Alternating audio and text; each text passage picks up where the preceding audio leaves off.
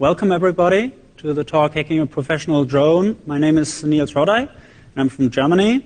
I've very recently been a master's student at the University of Twente, where this talk actually originates from. So I did my master thesis at the University of Twente, and during that master thesis was done during an internship at KPMG.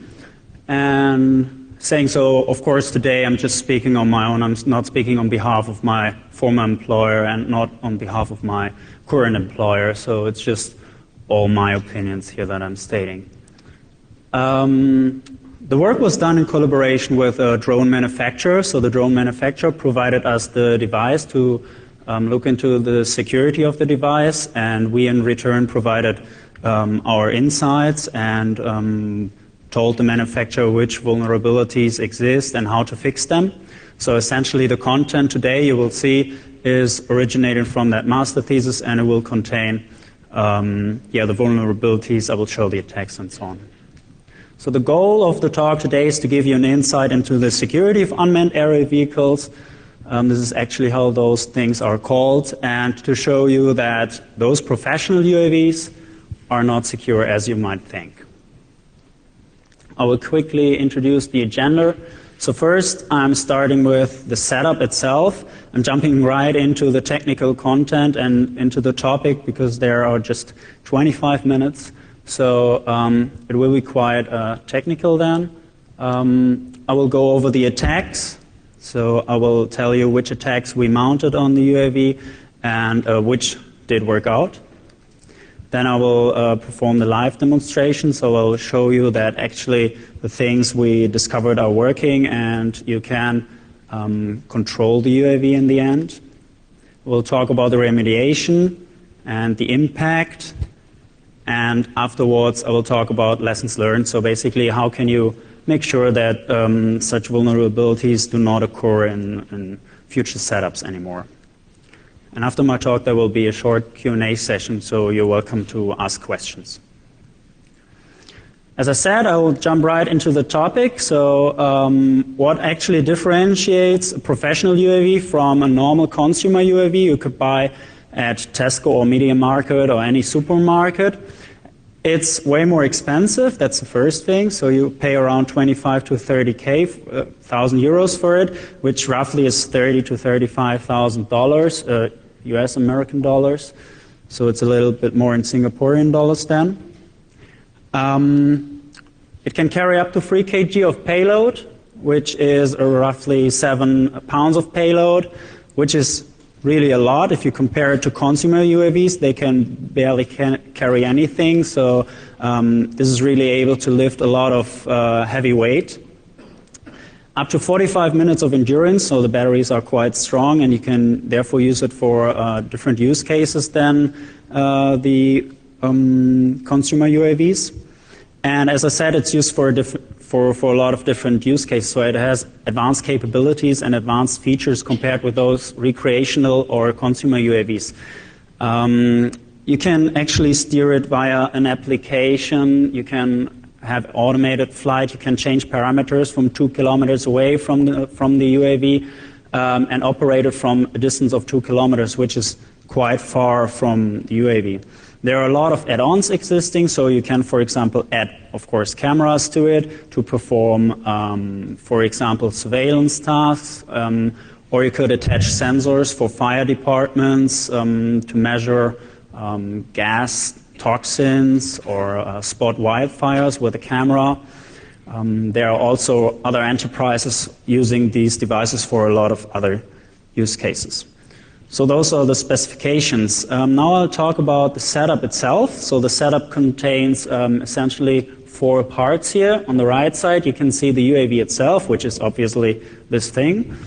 Then there is the telemetry box, which is here on the table, so you can later have a look. There is a manual remote control, which is that one. Then there is a tablet, which is that one, containing the flight planning software. Throughout that tablet via that tablet you can actually steer it, or you can also use the manual remote control. The manual remote control is connected to the UAV via a 2.4 gigahertz link. Therefore, it just has a range of 100 meters, and it's quite limited because you want to steer the UAV from further away than 100 meters, right? So there is another link existing, that is a telemetry link, which consists out of two physical links. The first one is a Wi-Fi link connecting the tablet to the telemetry box here. And the second one is an XBee link connecting the telemetry box to the UAV itself. And this link has a range of 2 kilometers, up to 2 kilometers. So the important part here is there are two communication and control links. The first one is the manual remote control, and the second one is the telemetry link that consists, again, out of two physical links. And there's also a video link, but we are not going into details with the video link today. Now you can see the blue parts are the data flows, so you can see that the telemetry link is actually one logical link, while the remote control is the other one. Okay, so our research focused on the telemetry link because of two reasons. First, extended range, and second one, advanced capabilities and advanced features. And I will first talk about the Wi-Fi link. So as you might see, there is written WEP as an encryption scheme. You might know that this encryption scheme is weak, so it shouldn't be used. And the attack you can mount is that you de-authenticate the original user. So you de-authenticate through the access point the original user by using, by sending de-authentication packets, and you connect your own tablet with your own flight planning software to the access point, and you would already gain full control of the UAV. You can see the passphrase, which is actually used in that setup, so you could then connect your own flight planning software to that UAV, and you already got full control. But as I said, this is Wi-Fi, and WEP is not really something new, so that's known. It's certainly a vulnerability in this setup, but it's already known. And also this attack is quite limited because Wi-Fi has only a range of also roughly 100 meters because it's also, in this case, using 2.4 gigahertz. Which is why we focused on the other link then. This is an XBee link, XBee 868LP. LP stands for low power. And this link, as I said before, reaches up to 2 kilometers. So you can actually control the UAV from much further distance. There you can see the chips itself. The chip is in here, so in the UAV, and the other chip is here in the telemetry box. And the telemetry box is then forwarding the communication via Wi-Fi to the flight planning software on the tablet. And as we thought about how to get into that channel, the first thing we thought about is software-defined radio. And we tried a bit with software-defined radio, and it turned out that you actually need quite a lot of resources for software-defined radio. It's quite expensive to do, which is why we then focused on, we might just buy a chip itself and then use a third chip as an attacker to actually connect to that communication channel. And what do you need to connect to that communication channel is actually the address that is written right on the chip. So within the red rectangle on the left side, you can see that there is an address written. It's really small here. However, this address is 16 characters long, and it's made out of hex characters. So there are a lot of combinations. And we thought about brute force, but there are too many combinations. And we actually found a better way simply by having a look at the instruction manual. So we read the manual, or I read the manual in this case, and then I came up with 3 features here that you can use and combine to actually compromise the security of that channel. So the first feature is that you do not only have to use transparent mode that is used in this setup, but the chip also supports another mode called API mode. And in API mode, you can send API frames. So not only just the payload, but the payload is wrapped into a packet, and you can specify the destination address, for example, so the destination address of this chip or of the other chip, as an attacker on your own. Otherwise, in transparent mode, the destination address is always taken by the chip itself, and the payload is added itself by the chip. So you switch to API mode, and then you are able to send the packets you would like to send. You are able to craft your own packets instead to rely on the chip to craft the packet. There is another feature, and that is really simple. It's called broadcast. And this broadcast feature allows you, which can only be used in API mode, to send one packet out instead of brute forcing through all the addresses to get acknowledgements back from all participants within the network. So you send with one of those chip here, first you switch to API mode, then you send a broadcast out to the network, you receive acknowledgements back, one from the UAV, one from the telemetry box. You extract the sender's addresses because the address of the sender is inside of that packet, right? The acknowledgement packet. You extract those addresses, and then you know the participants within the network. So you know who the UAV is, which addresses it has, and you know the telemetry box. And then there is a third feature that you can use to remotely change the address of another chip, and that is called remote AT command. So with the attacker's chip in API mode, you can craft a frame that tells another chip to actually change its destination address. So for all future communication, the chip will not send its traffic anymore to the original address, which means telemetry box to UAV and the other way around. But instead, the UAV and the telemetry box will then send all traffic to the attacker, right? With the previously recorded sender's addresses from the acknowledgements, you can then forward the communication between the two participants in the network, and you effectively mounted a man-in-the-middle attack. So that is essentially not a bug, it's a feature of the system, because those chips are used in mesh networks, and in mesh networks you need to be able to switch the communication route quickly because there could be congestion on one channel, right? So you would like to switch the communication route. In our case, this is not really good, because if you change the communication route of a one-to-one communication here, you essentially reroute the communication, and therefore it's possible to mount the man-in-the-middle attack. I will now show you the man-in-the-middle attack. So you can see here the telemetry channel in green within that drawing or picture. And there's the attacker's chip, which is that chip right here in front, so you can later have a look. And first you switch to API mode, you send a broadcast packet, you receive acknowledgements back, you extract the sender's addresses from those acknowledgements, then you send a remote AT command to the remote chips, change their addresses to your address, and for all future communication, the traffic will be sent to you as an attacker.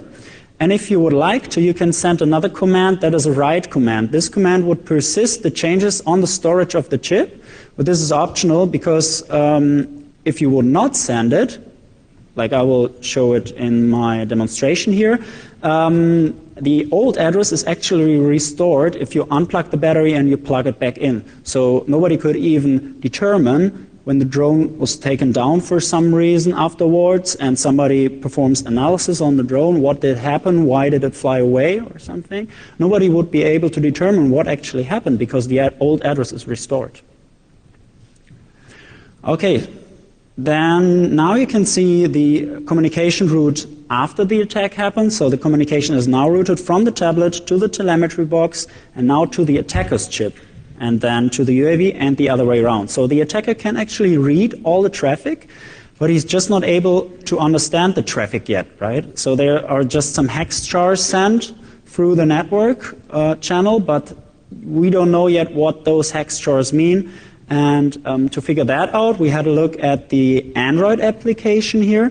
So there are 4 steps essentially. You perform, you rename Android APK to zip, then you extract the zip, then you use a tool called DEX to jar. You can actually transform those DEX classes to a jar file, and then you can use a tool called JDGUI to actually visualize the whole thing. And that's what you see here. You see a file tree with a lot of files, with a lot of class files, and we went through all of those methods, and one method in particular raised our attention. That is a method called send data code command. And this method starts with a static preamble here. So 36, 27, or 87, and so on. And then it's followed by 3 parameters. So 3 parambyte parameters. They're actually the same. It's the same variable written here. We transformed them from decimal to hexadecimal characters, and there you go. This is exactly what you see when you monitor the channel and what you see when you perform the man-in-the-middle attack. So now we were able to map the hexadecimal commands sent through the channel to commands within the Android application, and we knew basically what the commands are. So now you can watch the channel, you can try different features of the UAV, and you will be able to figure out what those features are. I will show in the live demonstration here the start engines command, so that you can see that the attack's actually working, and the UAV starts its engines, and you can inject basically any command the original flight application can perform, and you can inject any command to that communication channel and perform exactly the same action as an attacker from a distance of 2 kilometers. Okay, then I will go over now to the demonstration. So the demonstration has 2 parts. First of all, I will just run the Python script that performs those 4 tasks: switch to API mode, send broadcast packet, extract sender's addresses, send a remote AT command, and then change those addresses to perform the man-in-the-middle attack and forward the communication between the 2 parties. So for now, the communication is working from UAV to telemetry box to the Android application.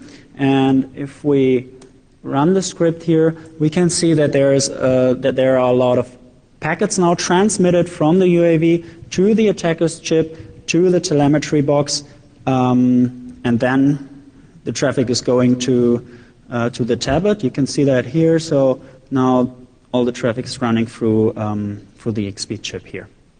So that was the first part. I will now show the command injection attack, so that we are actually able to inject commands to the communication channel and make the UAV do something. Therefore, I need the other computer again. Could you? Yeah. Okay. So what you can see here now is actually the original software from the manufacturer of the chip that is used from this XP chip.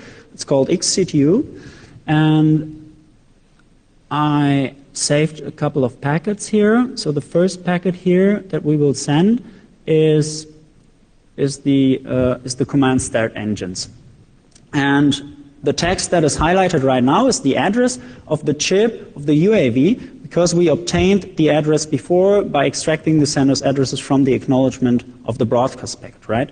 So we actually know the address, and therefore it's inserted here. And this here, which you can see here, that's the payload we are sending to the chip. So so this is the static preamble, and the last 6 hex chars here, 898989, this is the command for start the engines. Okay, and we'll just loop infinitely through this command and start the sequence. And now this chip is sending out the data to the UAV, and the UAV is receiving this data, and then is actually receiving the data and is performing the action.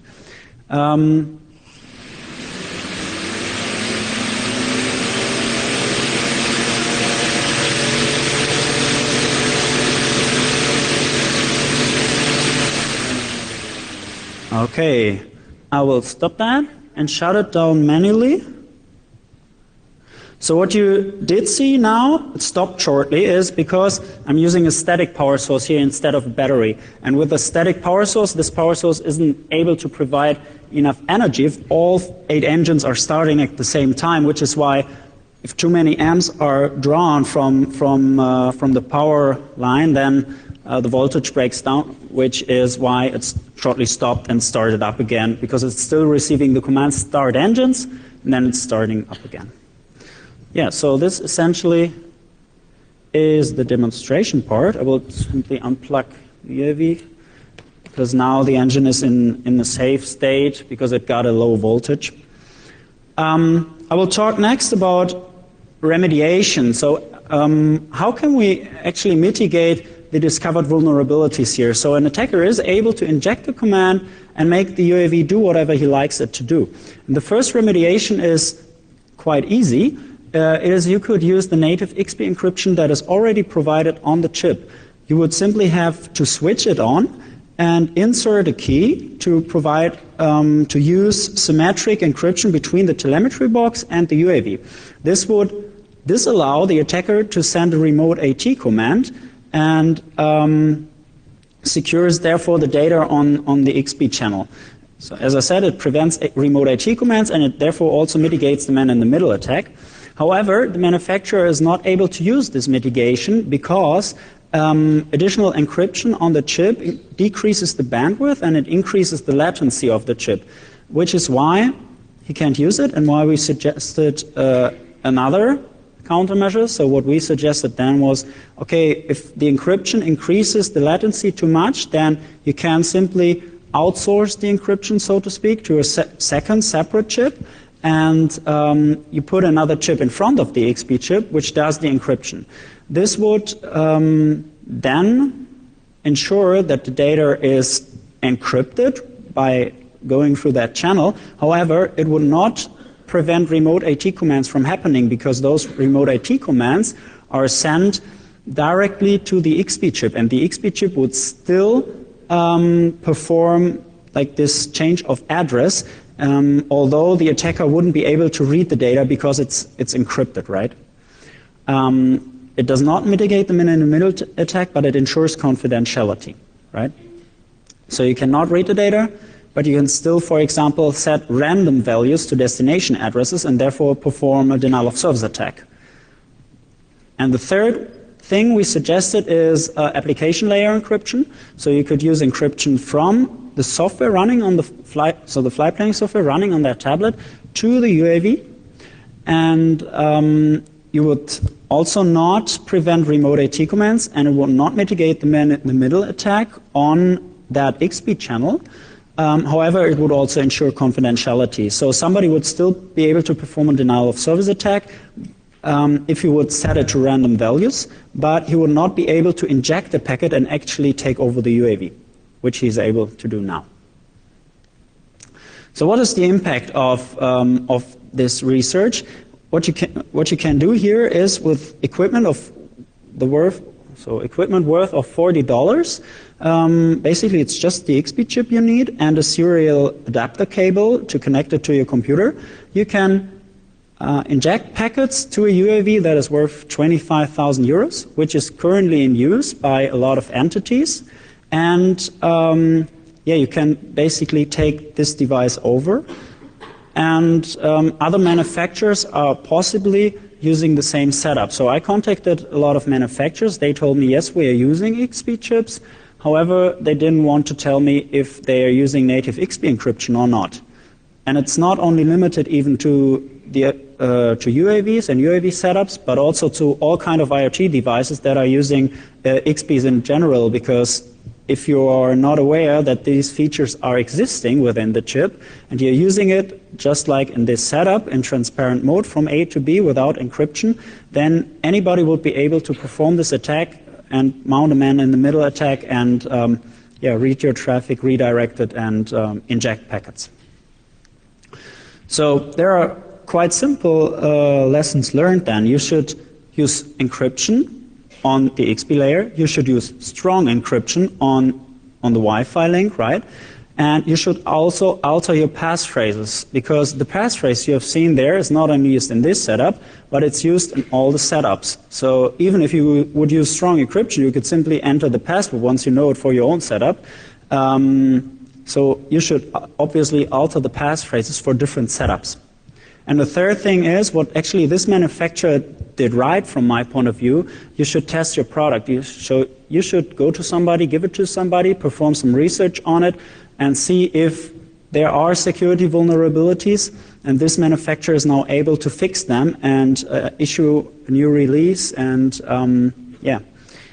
have a secure device in the end. I'd like to thank a couple of people. So, as I said, the research was done at the University of Twente. There I had two supervisors, Professor Dr. Eiko Pras and Ricardo de Oliveira Schmidt. and at KPMG, my supervisors, Ruud Verbaai and Mathieu Pargues.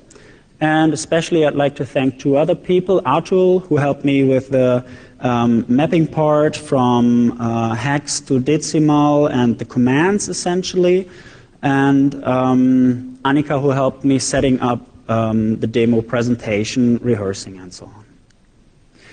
Those are my contact details. If you have any questions, I'd be happy to answer them. And yeah, just drop me a mail or yeah, just give me a message on LinkedIn. That's it. I think now we have time for a Q&A. Thank you.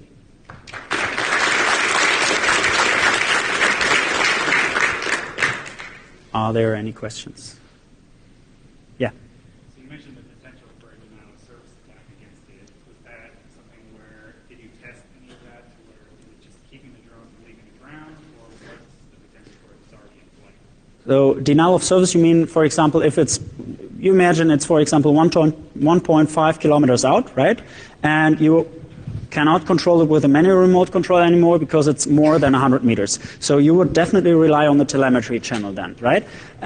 You can just perform this denial of service attack and you would not see anything anymore in this application because there's no data anymore received by this application. So it'd simply be blind and you don't know where your device is and what it's doing and you cannot regain control.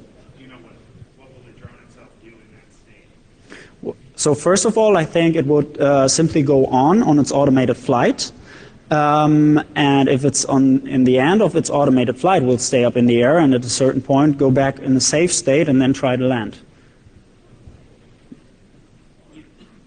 Yeah? You mentioned some organizations that are using a particular model.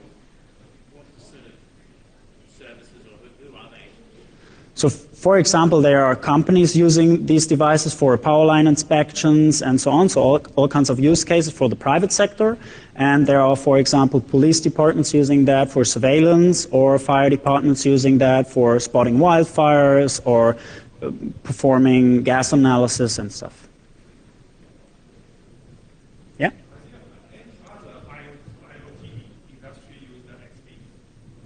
Well, XP is just a chip, so you can use it basically for every setup to transmit data. In every setup, what you would like to do, the chip just costs $20, so it's really cheap, and you can transmit data from a distance of 2 kilometers, so it's used in a few setups, yeah. Okay, then thank you, and I'll be at the reception, so if you have any more questions, just approach me. Thank you.